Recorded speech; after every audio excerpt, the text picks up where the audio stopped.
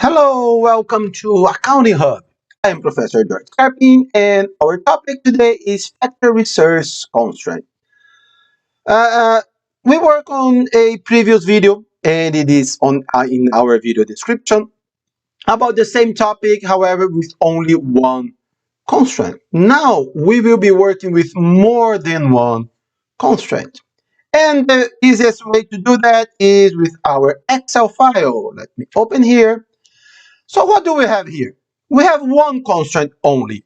And then we have uh, our constraint is machine hours, 2000 machine hours. And with the contribution margin method, we found that product 2 is the best one because we earn $240 per hour uh, against 180 from the product 1.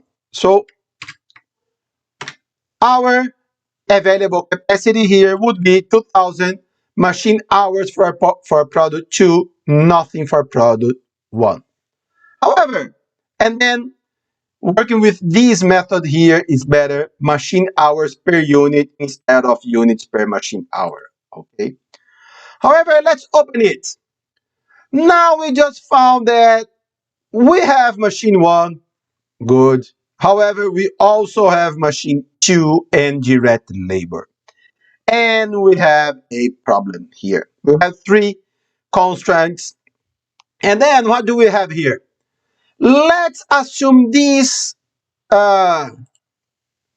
units here. Nothing for product 1, 2000 units for product 2. So our production and sales, nothing for product 1, 2000 units for product 2. And then our sales revenue, let's delete it here.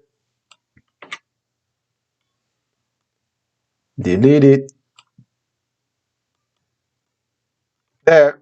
And then let's also consider, we don't have it here, that we have $200,000 with fixed expenses. So our sales revenue would be 30 times nothing. Our variable expenses 12 times nothing. Or we can start it with the contribution margin as well, no problem. I do 60 times 2000 for variable expenses 48 times 2000. Oh, here, sorry. Our production here is 2000 hours. So our production would be 2000, so equal, let's come here. 2000 divided by machine hours per unit. So 40,000 units. That makes more sense. And our contribution margin here for 80, contribution margin for 80, we are good to go. However, here are our hours per unit. 0.1 product 1, 0.05 product 2 for these machine hours here. So we are good. However, machine 2, we have these times per unit and direct labor hours. So let's find here the total of usage. Machine 1, B8, let's fix this number here, times 0.10. Product 2, 40,000. Let's fix it this one, times 0.005. And our total will be the sum of product 1 plus 2. And let's copy and paste these numbers here. And we are good. However, we have a problem. We don't have the capacity for machine 2 and direct labor hours. What do? We go back and try to fix one by one. It will take forever. And our videos, they don't last forever. So we need a better method. And we have it. The one called solver. That's a function in Excel. Where is solver? Data. Solver should be over here, but it is not. And probably in our computers, it is not as well. So let's show it. We go to File, Options, and it doesn't matter which version of Excel do you have. It is exactly the same. Addings, Excel addings, go. And Solver, or just like here, Solver adding. Okay. And here it is, Solver. How do we use it? Whoa, it's not so friendly. It is with linear and non-linear programming here. Linear, we can deal with some problems. Non-linear, it is much harder. However, Excel is doing all the math for us, and it solves almost all of our problems. So what do we need here? When we are talking about linear or non-linear optimization, we are talking about maximize or minimize numbers. Here, we want to find some combination here that maximize our operating income. So here, where operating income is D15, maximize it.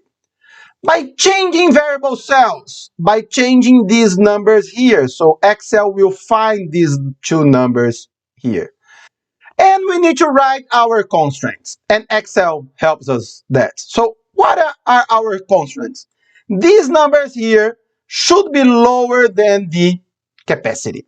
Oh, let's not screw our changing variable cells here and add it. However, we need to add one by one.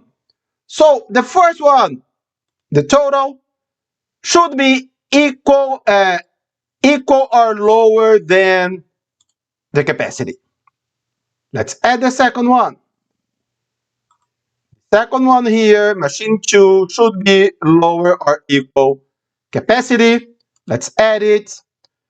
Direct labor should be equal or lower the capacity. We have nothing else to add. Oh, and here we are. Our three constraints here, and solve it. Whoa, now we have better numbers. However, Excel is not so precise. We have 12,000 units for product 1, 11,000 units for product 2, and our maximum operating number is 98. The best way to do that, it is to delete any previous numbers. And Solver, again, the same numbers. So we are good. However, let's consider that we have a maximum demand for these products. So product 2, the maximum demand, we are not able to sell these 11,000 units. So, or product 1, we are not able to sell these 12,000 units here because our maximum demand is 10,000 units. How do we do that? So, because if we just add here or change the number here to 10,000 units, we have some lacks here, and we don't want to have any lack here. So let's do our solver again. And now we have this new restriction. So this new restriction is our quantity of for product 1 should be equal or lower the demand. Okay, solve it, and we are able to produce more product number 2. If we have demand for product number 2, the maximum is 11,000 units. Solver, edit, number 2, oops, quantity number 2 should be equal or lower the demand. Probably we will have the full demands here because they are lower than our numbers. So we have it. So it's not so useful. However, we have no problem on demand for product 2 because our maximum numbers that we are able to sell is 80,000 units and product 1 is only 9. We don't need to add any constraints again because they are linked with our cells and not our numbers. That's why it's so important to have cells here instead of numbers. Solve it. 9,013 and a quarter here. It is the maximum operating income. There is no other combination that that doesn't violate any of our constraints that will bring us an operating income greater than 71.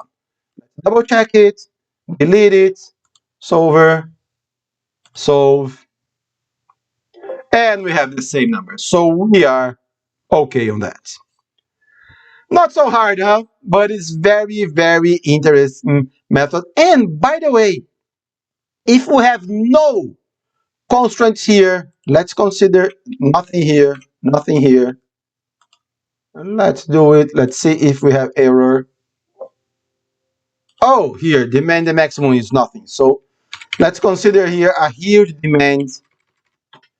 And let's consider that we have only machine one constraint. So let's add some huge numbers here. Let's copy and paste this one because I want to move them back. So 180 and 400,000.